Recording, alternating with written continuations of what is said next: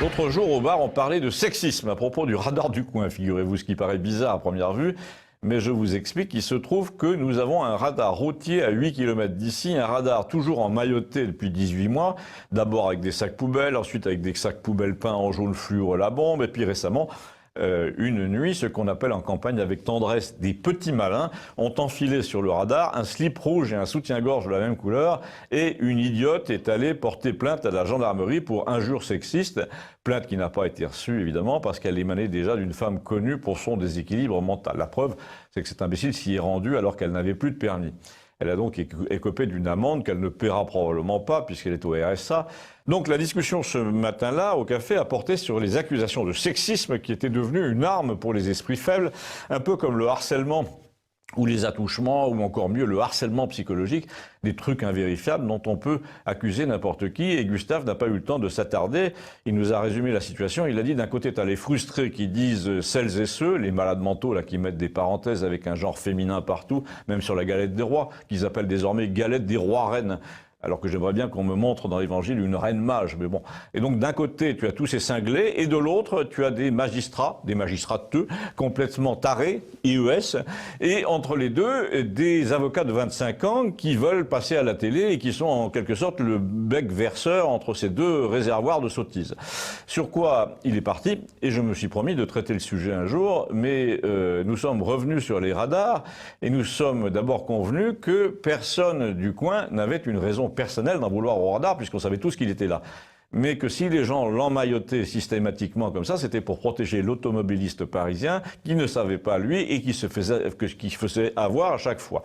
Car c'était un radar qui était fait pour piéger et pas pour limiter la vitesse. Donc on avait pitié des gens comme s'ils étaient victimes d'une arnaque délibérée, d'un vol de la part de l'État. Et quand on voit quelqu'un se faire voler, on réagit. Ensuite, nous avons un peu réfléchi, comme on le fait au café, en commençant nos phrases par « écoute, je vais te dire », sur le point de savoir si les chiffres de la sécurité routière étaient devenus épouvantables depuis que tous les radars du coin étaient détruits.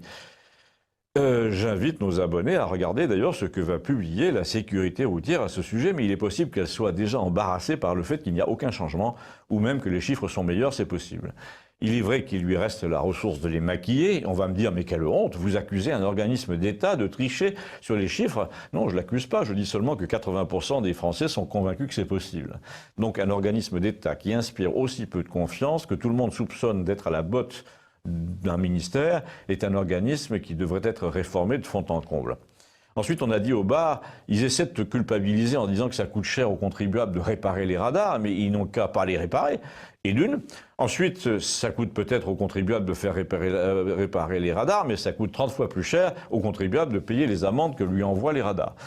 Et là, on est carrément dans un sketch de Coluche. Alors, il y a un type qui a dit, mais moi, j'ai pas de voiture. Alors, je paye pour réparer les radars que tu as cassés.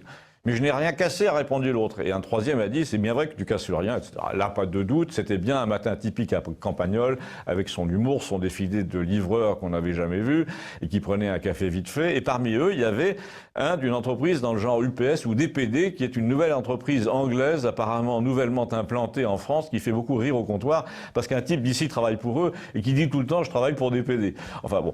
Eh bien, le livreur de passage nous a assuré qu'il était moins dangereux de n'avoir pas le souci du radar. Il dit, depuis qu'ils sont tous cassés, je ne roule pas plus vite, mais je roule plus en sécurité. Je n'ai pas l'œil toujours sur le bas-côté ou le compteur. Je regarde ma route, je mesure mes distances avant les virages, bien mieux qu'avant.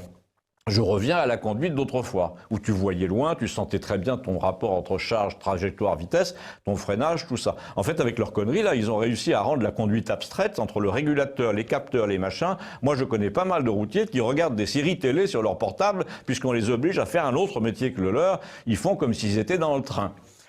Un jour, a dit l'un des présents au café, ils vont te mettre une caméra dans la cabine et tu pourras plus regarder les films sur ton portable. Un jour, a répondu le chauffeur, toutes leurs règles vont sauter. C'est pas eux qui gagneront, c'est nous. Il y a quand même bien des gens qui décident de les mettre, ces caméras. Il a montré là le gilet jaune qu'il avait sous son anorak et il a dit, ils les mettent parce qu'il y a des lois qui leur donnent le pouvoir de le faire, et bien on va retrouver ceux qui les votent et on va les remplacer. Et quelqu'un a dit, t'inquiète pas, il le sait, l'autre il va pas dissoudre. Et le chauffeur malheureusement était déjà parti, il n'a pas entendu. Mais peut-être que vous l'avez entendu et compris. Abonnez-vous, merci.